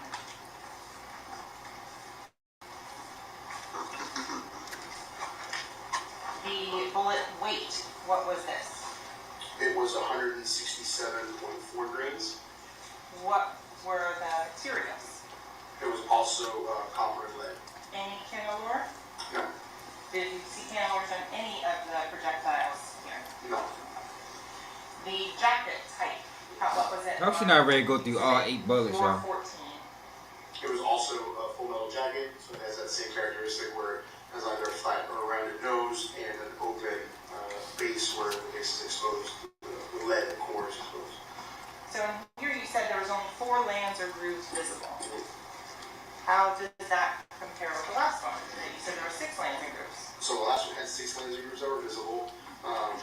These 4 landing grooves are visible just because of damage. So there are parts of the jacket that have been ripped off, likely due to passing through an object or impact. And so that's the only difference really. And you said passing through an object. You previously talked about going through glass. What other items would cause damage to a bullet? Honestly, it could be almost anything. If it went through a body and hit bone, it could fragment, it could have the jacket peeled off. If it hit a car door, if it went through any kind of harder object. Most of these, all projectiles really, are intended to enter an object that's mainly liquid, right? So whether it's us, a deer, or any animal, the primary composition of us is liquid. So apart from bone, there's really not anything that's hard inside of our bodies, just like any kind of animal. And so any impact with bone or hard object like bone would cause damage to the projectiles. On Exhibit 14, were you able to determine a estimated original ring weight? I believe that it was, I left that as undetermined because enough of it was missing that I couldn't say 100%. Obviously, it has to have weight at least 167 grains because there's material missing. And so it precludes certain calibers, but I didn't want to give an exact probable weight just because of how much was missing. With regards to the notes that you've made with regards to your analysis of this, how did you document your additional data or findings? So the projectile has damage to most sides of the projectile itself, with the jacket missing in several different portions of it. The base of the projectile remains relatively intact, which is not necessarily abnormal if you think about how a projectile travels. The nose of the projectile is the first thing that's going to impact anything. The base is the last thing that's going to impact anything. So more often than not, the more significant damage is on the nose end of the projectile, and the base is usually the area that remains least damaged. And it does have some of the land impressions intact, which could be measured. Were the lands and grooves consistent with Exhibit 13 in measurements? Yes, they were in a similar range of sizes. Yeah, but y'all don't have the gun. So basically, the point they're trying to paint, right now is all these bullets came from the same gun, but they don't have the gun. And this man already testified that he can't, based off his information and the studies that he do, he can't guarantee that it came from a specific 40 brand. So I don't understand why they still got this man on the stand for so long. Like, for real. But Exhibit 13 and Exhibit 14 F-16's container? What types of controls are in place at the lab to prevent that? So when we examine the projectiles themselves, typically the projectiles are going to have some kind of labeling, usually put on there by myself as well, either a permanent marker or in a scribe, which is just a metal man, like a round metal with it. But aside from that, we are only handling evidence from one particular case at that time or at that moment in time. And so, if something were to be swapped, theoretically speaking, it may get swapped 15 to 16 or 16 to 15, but it wouldn't be 15 from this case to 15 from a different case. Because I'm only looking at evidence from this case at one time. If you have one that is a known and one that is a questioned, what steps do you take to make sure those are kept identified and separate? So the knowns are also typically labeled with the exhibit number of that known. So if let's say there's a known firearm, they'll be labeled T1 or T2, so test 1, test 2. And so that will clearly distinguish it from any of the evidence in the case. So moving on to Exhibit 15. Is this your label that is on there? Yo, she gonna go through every bullet. What's the purpose of the barcode that's on all of these? So it's a barcode that really our system itself puts in place. And that barcode just contains that same information. She really gonna go through every fucking bullet. Barcode, it will just give you its Exhibit 15, external ID, 117, case number, and lab number. So that's really all it is. It's just a replication of the below information in barcode format. In terms of when you first get the evidence, when it's given to you, how do you retrieve it? So I retrieve the evidence from a firearms vault. So the firearms unit actually houses all of its evidence inside of our own unit. We have a fairly large room that's secured by alarm and a vault door where all of the evidence is kept. When I'm going to Yeah, work put on the damn case, energy drinks I, down. Should've fucked you because over, I'm the supervisor, sweetheart. I also will assign myself the case. So I'll pull the evidence, I'll assign it, and then When you called me, were you with her? Tyler Perry's Sisters is back with an all-new season. yes. Okay, what was the measurable caliber? So the caliber for that one measured to be .400 inches. Okay, so that's the same as your Exhibit 13? So it's 8 bullets that they found On the at the number crime of scene. groups, how many were there? There were 6. She gonna go through all 8 bullets to prove they all was fired from the same gun. But they don't have the gun. Weight you were able to determine. It weighed 179.4 grams. Was the materials able to be determined as to what this bullet was made of? Yes, it was also made of He copper. can't tell him from what gun it was fired So from. like the other two was a full metal. Because it's out of 27. It could No. out of 27 guns it could have been fired from. And all 6 groups. Yes. The rifling type, what was it? It was also conventional. Were you able to determine a probable grain weight of the original bullet, an estimate? Yes, so it was also 180 grams. With that information, were you able to determine a potential caliber? It was also 40 Smith & Wesson. Yes. The damage or anything to this projectile, what did you document? That the nose was slightly flattened, and that there are parts where the copper jacket is missing. However, the projectile's base She is probably mad. This nigga is getting on my fucking Did you nerves. measure the lancing grooves on this one as well? I did. Were they consistent with the other 3? Yes. So once you've looked at these... I love the face three black projectiles, women so make, those- y'all. the first 3 projectiles She have like, the man, get this initial guy off the fucking stand so we can go over our You case. mentioned earlier that there was Talk about some shit that separate matter. submissions. Did you do a comparison between exhibits 13, 14, and 15? I did. And how did you do that comparison? So once I did the worksheets and I saw that none of the evidence really could have been precluded from being fired in the same firearm. That's what I'm saying, bro. The jury don't know what he talking about. Like, all of this is useless information because they don't know what he talking about. Only reason I know what he talking about is because I So going back to read up the on first this type of photo we shit. looked at earlier, at the bottom The average of exhibit juror has no clue what this man is talking about. Correct. What does that indicate to you that these are showing photos of? You ain't gonna know this information unless you got to know this information. 13 is on I had to know this information because I was ready to go to trial with these motherfuckers. 15 is the projectiles on the right side of the microscope. Were you able to come to a conclusion as to whether or not they were fired in the same firearm? Yes, there was sufficient agreement of individual characteristics to say that both of these projectiles came from the same firearm. So I want to make sure we're clear.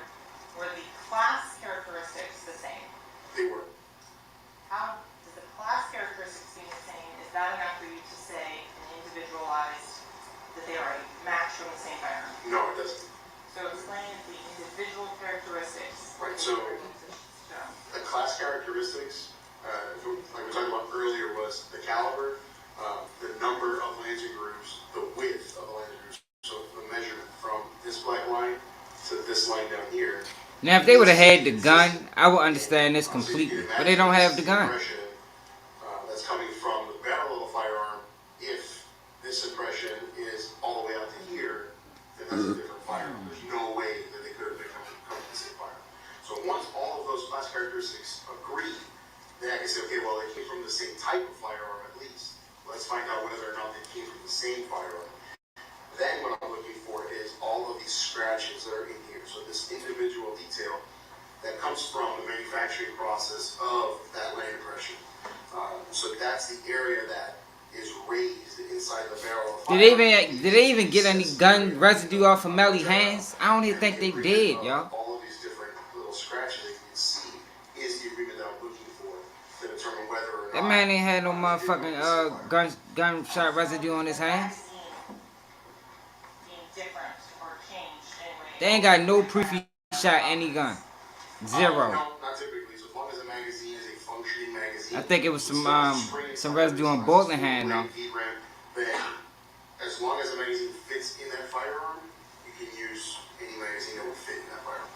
And there are magazines that come standard with the firearms. Yes, there are. There are aftermarket magazines that are available as well. Yes. Okay. Is there any way to tell from the projectile what type of magazine it was loaded? No, All right, it's my really charger. to know what magazine. All right, back. Is there any way to know from leasing what type of magazine it was loaded in?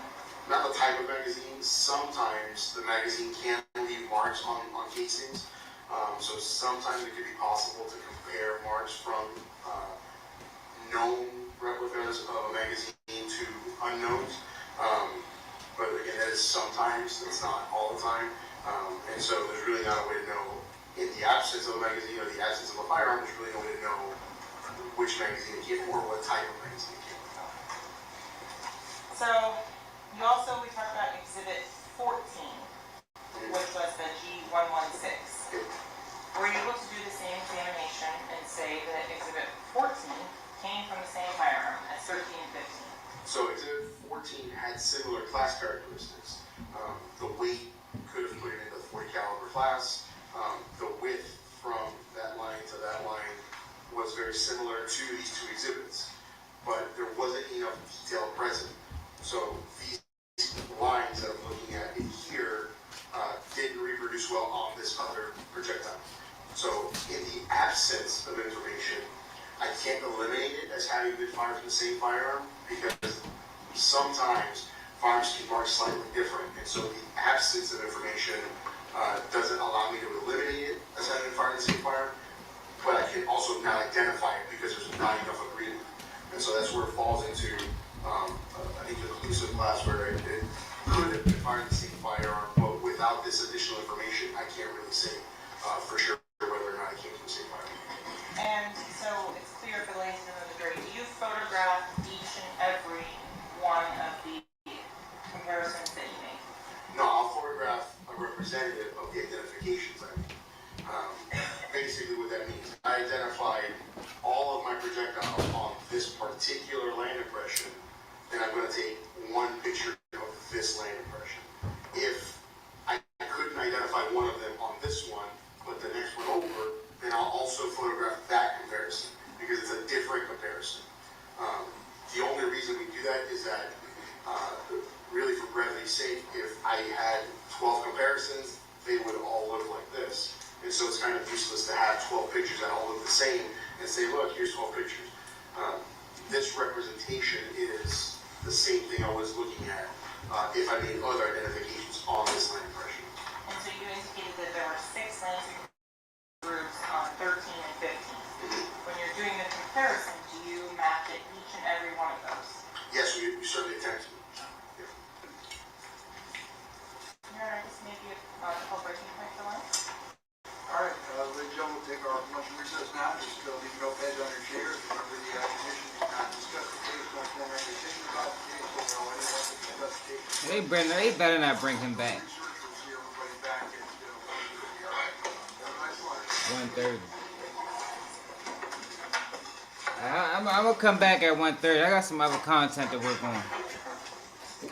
But I hope they finish questioning him.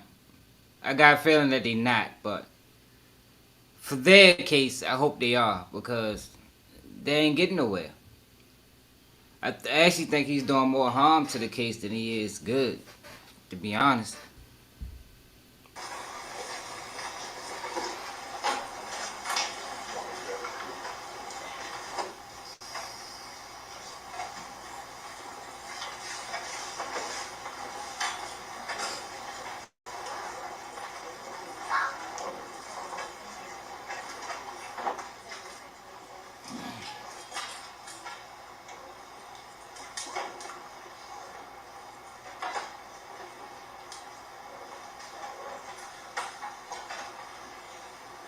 I'd like the record to reflect the jury stepped out. Counsel remain while with the defendant. Is there anything to discuss? What time did you say it come out? At 1:30. You do now 15, good? Yes, Your Honor. Mr. Miller cannot speak to you while you are on the stand in the direct examination. They can have his contact my office, leave a message to you. Anything else to discuss? No, sir. No. All right, have a nice lunch. Thank you.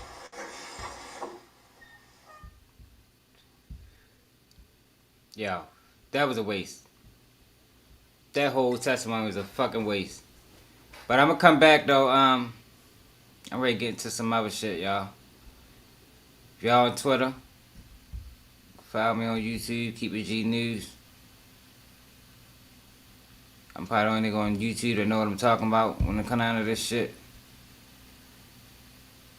To really be honest. Yeah, but I'm gone, y'all. I got some other shit, man. Stay tuned, y'all. This next video I'm ready to do gonna be crazy. Coming out of my city.